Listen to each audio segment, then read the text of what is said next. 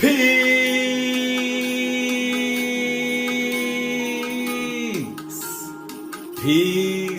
peace, shalom,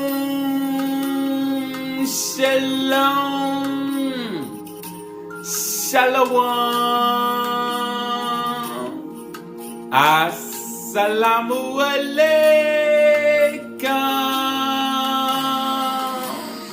and welcome to another day to labor in the vineyard of the Most High with your brother. Another day to get in the Word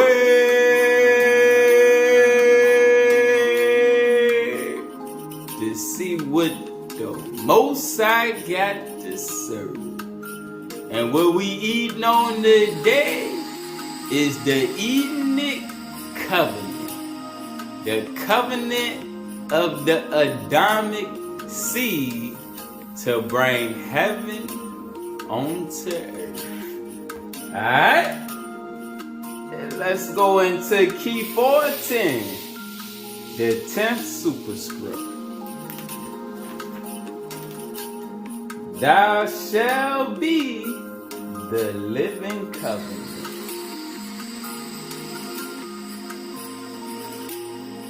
Alright, we're going to start on page 14 with the picture, the covenant blessing of light and love.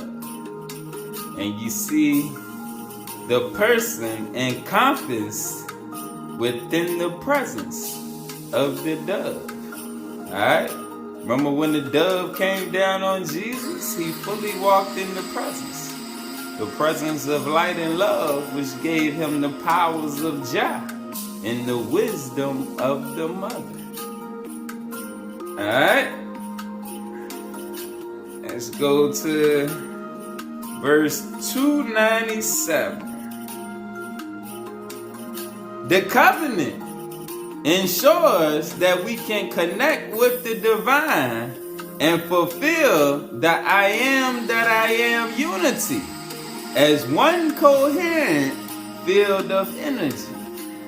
The covenant further represents the higher collective relationship where the divine pledges to us that all those who seek to maintain a pure and holy faith will receive the blessings of oneness. In reality, the covenant of which I am speaking here is a voluntary participatory promise that Jehovah has unilaterally made to us, that he will protect and provide us with all that is needed to gain peace and eternal life. Why is there a covenant? Because we did not exclusively evolve on planet Earth. We came from a higher dimension with a higher code structure. As we are told in Genesis, we were made into the image and similitude of the divine. Later, we took on bodies of skin, the lower vibratory density levels. Alright, because at the first, Adam was a light being. Adam and Eve were light beings, whole light beings, just like the Elohim. And as their density levels shifted from getting attached to things of the lower heavens, the density changed within their system. Later, we took on bodies of skin, only after the fall of consciousness into a lower evolutionary vibration. Yet, the divine has a greater love for us, and our final step is to be reunited into the higher light once again. In particular, we have a body of skin that is like a tent or a type of tabernacle for the soul. Yet, it is our spiritual focus that allows us to reach into the greater universal consciousness mind matrix. Again, yet it is our spiritual focus that allows us to reach into the greater universal consciousness mind matrix and attain the highest levels of wisdom and truth. that is our cosmic birthright. 305.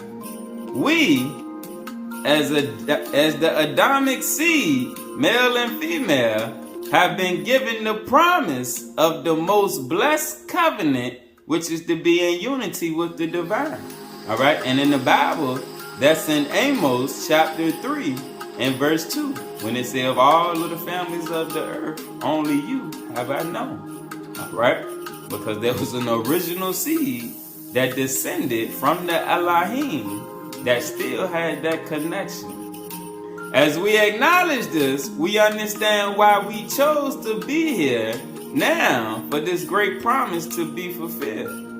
The covenant allows each of us to become an integral part of the divine matrix once again, where all cellular forms initially coded from the oneness rejoin the living light. 307. The Adam/Edenic Covenant. The first covenant is said to be with Adam and is sometimes called the Edenic Covenant. Here we reaffirm the words of Jah, let there be light, as the beginning of the all. Alright, because like in the first superscript, thou shalt be the light. Everything was created from the Ein Sof, the infinite light. This is why the first light picture superscript, key 401, defines the higher light, which is also the foundation for the first commandment. 310. Genesis also starts with instructions from the Elohim that include the creation of the Adamic species, male and female, on the 6th day. In Genesis 1 and 27.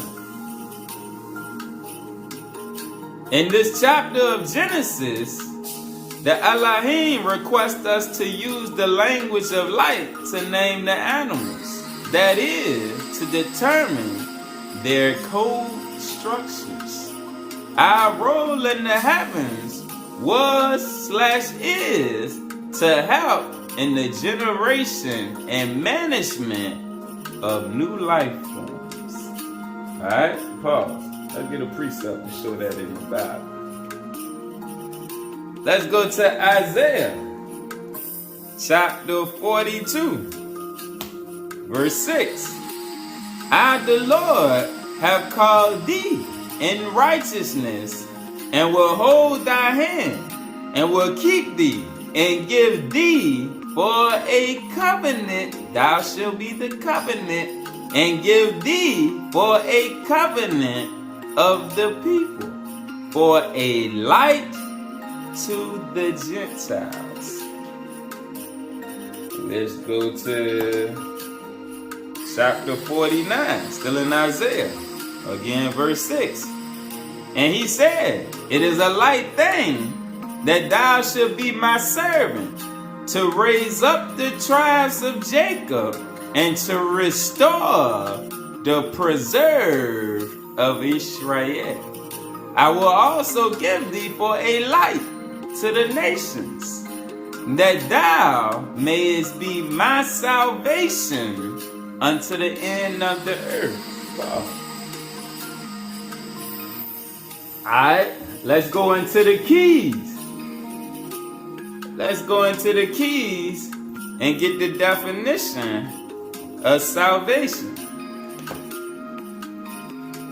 Salvation, the process of deliverance from bondage and transgression into everlasting life and indwelling love in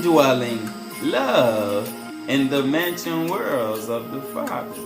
Alright, so like it say, we are to be his salvation, Jehovah's salvation unto the ends of the earth.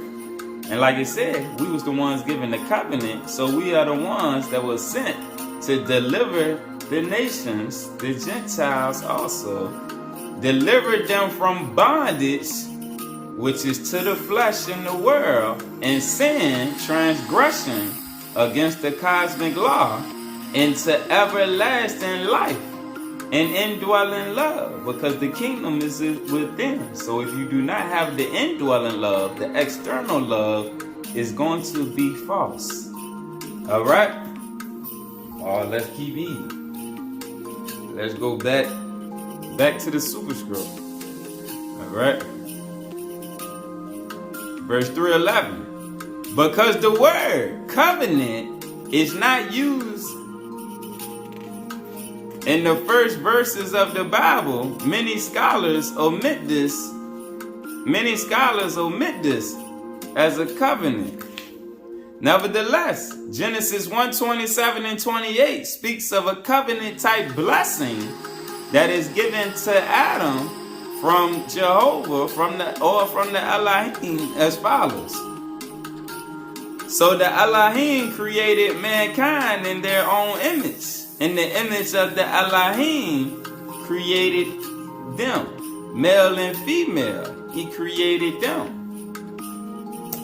And the Elohim blessed them and said unto them, be fruitful and multiply and replenish the earth and subdue it, and have dominion over the fish of the sea and over the fowl of the air and over everything that creeps upon the earth. Enoch showed me this is the creation of many earth worlds. All right, parallel worlds. All right, this is the creation of many earth worlds. And we, as a subspecies of the Adam-Cav mind, play a supervisory role in the garden, which manages the entire stellar or stars and local multi-dimensional universe. Pause. Let's go back. Let's go to verse 82. Our universe, the stars, and all of creation are a divine design. And life initially is. All higher life initially is. And behind the divine design resides the divine plan. The divine plan is for all resonant systems. The divine plan is for all resonant systems. Alright, those who resonate with the higher vibes and frequency. And any reality to achieve the I am that I am divinity, which is uniquely structured to work with even the lowest periodic subatomic structures, the Shekinah universe, as well as the most elevated thought forms, existing within any macro point in the multi-dimensional cosmic universe. Moreover, the formation of stellar and planetary groups, stars and planetary groups, designed by consciousness thought form images, are all part of a greater programming development. Oh, get a precept. I go to verse 88. To us, stars appear positioned in a random geometry, but to the Maya, the Nagas, the cosmic weaver placed them in the heavens based on a multi-dimensional pattern that she helped to establish. Alright, so when you look up in the night sky, know that it's a specific ordering the way that it's set up. Alright, and it's multi-dimensional. But we have to advance to the point to where we have the ability to travel through the multiverse, just like on Star Trek. Alright? And if you look up in the sky real early in the morning, sometime when it's dark, you will see what the Gentiles then coined as shooting stars, going in between different systems. But it's not shooting stars, it's chariots. Alright, just like on Star Trek, you'll see it go real quick out of one place in the sky into another point in the sky, because like it just told us right here, it's set up in a specific way. Alright? A multi-dimensional pattern. Alright, back to verse 83. Again, moreover, the formation of stellar and planetary groups are all part of a greater program and development. on a variety of levels necessary to move life beyond the critical embryonic stage, beyond the incubation period, meaning beyond the lower heavens and things of the flesh, to experience divine consciousness. All right, verse 107. Again, the divine plan begins with the awareness of unity and oneness with the divine.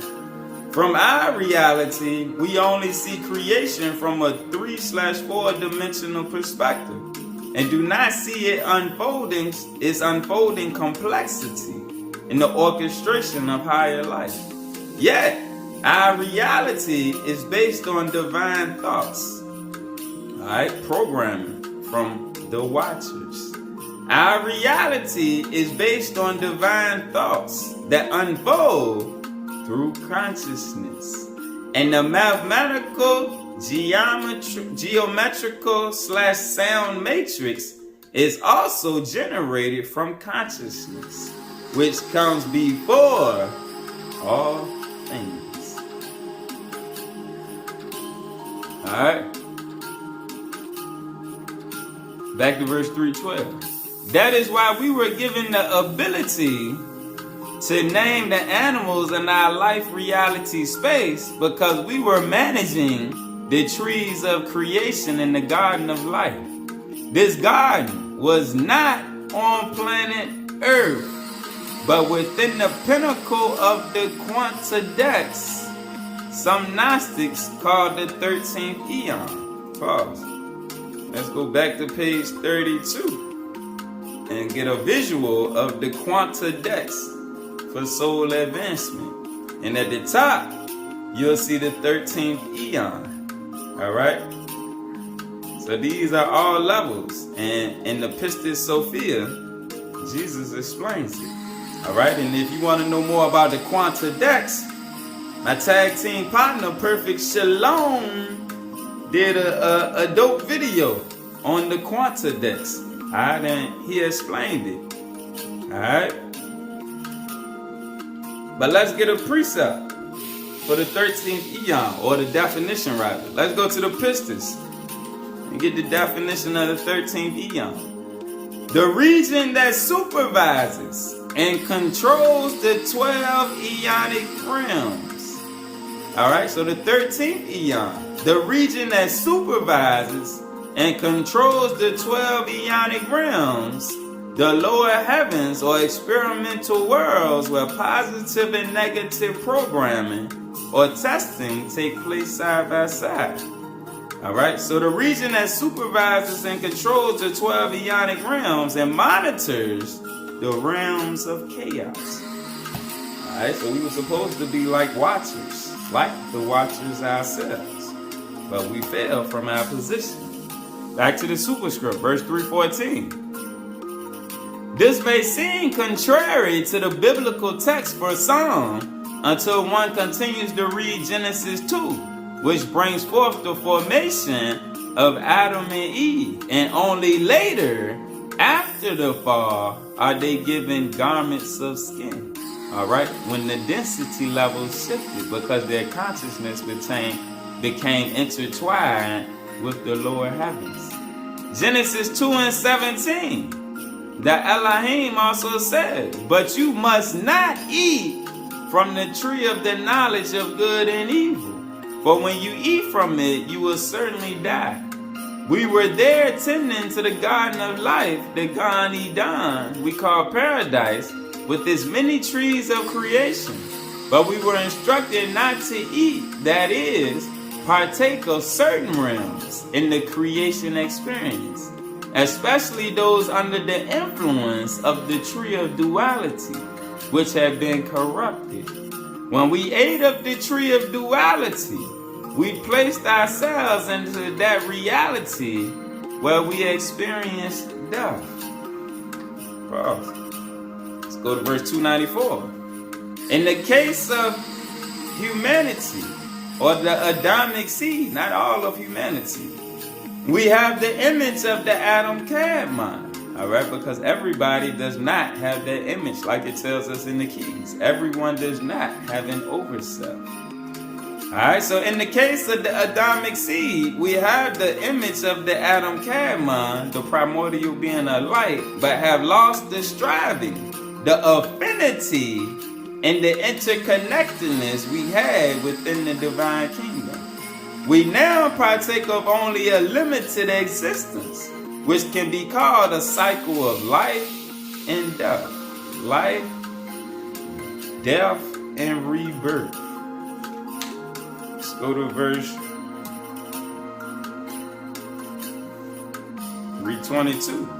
Thus, the resurrection of Christ, Yahshua himself, exemplified the potential we had. All right, because he resurrected his Adam Kadmon body after his flesh was put to death, because that wasn't his true nature, and he came to show us. Thus, the resurrection of Yahshua himself exemplified the potential we have, even after being limited to our bodies of flesh, our bodies of skin, or earth-based bodies within our 3D/4D planetary system. This is further assured by the New Covenant, proclaiming our ability to speak to the divine as Adam did when he walked with Jah, and ultimately shared in divine oneness.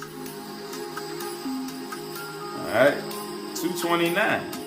The 10th light picture superscript reveals this transformative process which allows for the sleeping similitude field to align with our container of higher life as we move into higher life.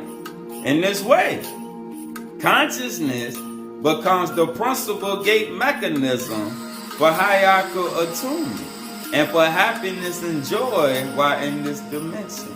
All right, because as your consciousness evolves, you disconnect from the emotions of the biotransducer, the emotions of the flesh that takes people happiness and joy away, because your thoughts do not reside down here on just these things that cause problems.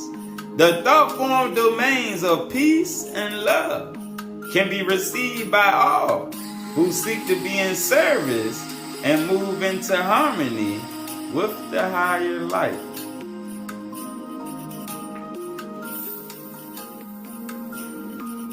Verse 120. I was shown how the universe is based on geometries unfolding. Remember the last lesson with the geometries, the coding of the geometries, which we just read about consciousness, which is the coding for the geometries to allow them to properly unfold.